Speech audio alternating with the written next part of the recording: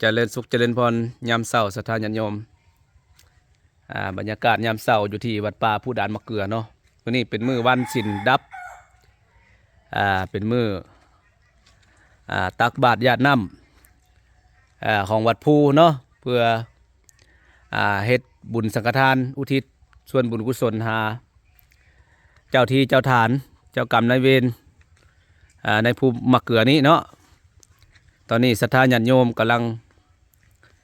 กาเกียมขึ้นมาใส่บาตรเนาะนี่คือบรรยากาศยามเช้าก็ถือว่าช่วงฤดูใบไม้ป่งธรรมชาติก็กำลังเขียวงามเนาะศรัทธาญาติโยมผู้ใดอยากมาเบิ่งมาชมมาเที่ยวลิ้นวัดป่าผู้ดานมะเกลือ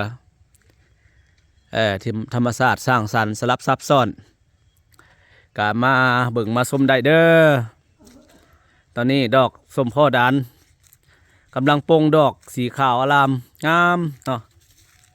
สวยสดงดงามเนาะผู้ธรรมชาติ